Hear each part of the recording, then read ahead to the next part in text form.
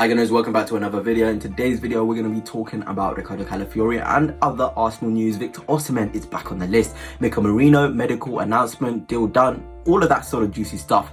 But before I begin, if you are new here, please smash the subscribe button, smash the like button, and turn on those notifications too. Well, Riccardo Calafiori has already set new records at the Sober Reality Training Centre. According to Arsenal 23 Wenger, he has broke the aerobic lung capacity and 40-minute sprint, whilst also tying with Gabriel Magalhaes and William Saliba's leg press and chest press at the maximum setting. I mean, that's absolutely incredible. I always knew Calafiori was an absolute athlete and a unit, but to see him breaking these records just goes to show how good he is. In particular, that 40-minute sprint one is absolutely ridiculous. For a defender to beat that and have that record as a 40-minute sprint, it just shows in those short distances he can be really, really good. And that was my biggest worry with Calafiori. Is he the quickest player out wide in channels, in a straight line? That is the biggest thing I always wanted to know. And it seems as though he is. He has the capacity to defend really quick wingers in the first couple sprints.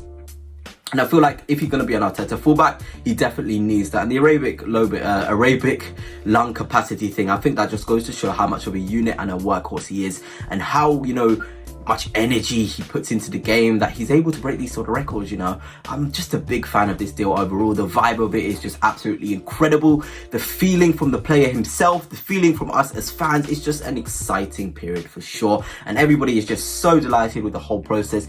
And I can't wait to see him play, for the Arsenal for the first time, because I feel like he's going to be a really important addition. We already saw Zinchenko, he had a bit of a poor performance. I'm a big fan of Zinchenko, by the way. I think on the ball, he's absolutely incredible. But I feel as though Calafiori will give us that on the ball quality as well, with the defensive quality on top of that. So two players in one. Obviously not on the technical level of Zinchenko, who's absolutely ridiculous, but he'll give you, some sort of technical, excellence on the ball, which is exactly what we need from the left back area.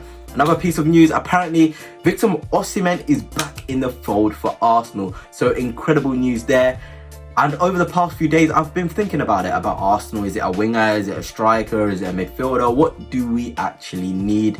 And well, I've come to the conclusion, unfortunately, as much as I want a wide player, if Reiss Nelson is going to stay at the club, I definitely feel like Victor Osimhen needs to be signed as a centre forward. Not Gyökeres, not anyone else. If it's for now, it has to be Victor Osimhen. And I feel like he would solve a ridiculous amount of our problems. He's a box threat, one of the best, box threats in the world of football. How good he is in that 6-yard box. He's like a sniper. He's like a sniper, he's like a chance, bang, I'm going to get my shot off. He always manages to get his shot off, and that's what you need as a striker. I feel like we as Arsenal fans have forgot what a striker is meant to do. We absolutely love our false nines, our Havertz, our Trossards, our Jesuses, and how good they are within all the phases of football. But sometimes we just need that striker to hit it in the back of the net, have the strength to hold it up, which is Victor Osimhen. Not in the same technical ability as the other centre forwards we have at the club, but he's good enough. I'm a big fan of this deal, and I'm absolutely delighted that we are back in the mould for him. I know that PSG are also heavily interested, but he would give us another dimension and give our front line absolute potency.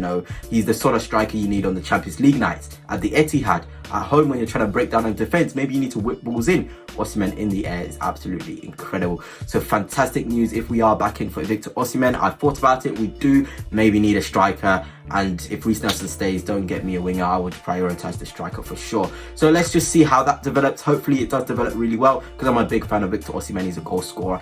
He's a threat in the box. He's all-round play. His hold-up play is really good. Technically, he's pretty good as well for a side like us. Runs the channels as well. Pretty much what we need from a centre-forward at the minute. But now let's just move on to the next bit of news. Mikel Merino.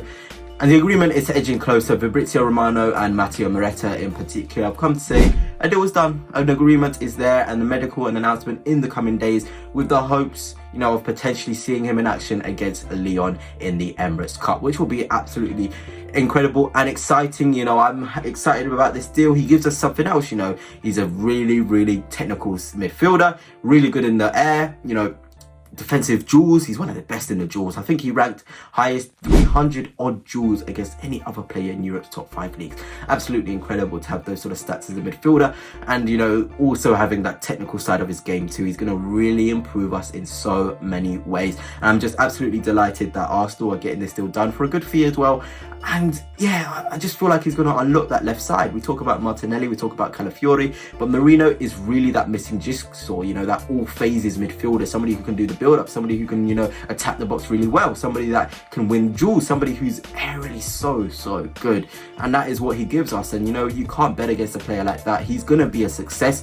Whether that's a lighting sort of effect, and what I mean by that is a player who comes in and it's bright, shining lights that he's world-class. No, he'll just slot in, he'll do his job. You know, you won't really see what his impact is on the pitch, but you'll see when he's not in the side that he does have an impact. So I'm a big fan of this deal, and I do hope, you know, he is given, you know, a good welcome from us Arsenal fans, because I've seen a lot of fans against it, and it's a bit disappointing because I really do think he's a sort of quality player we need.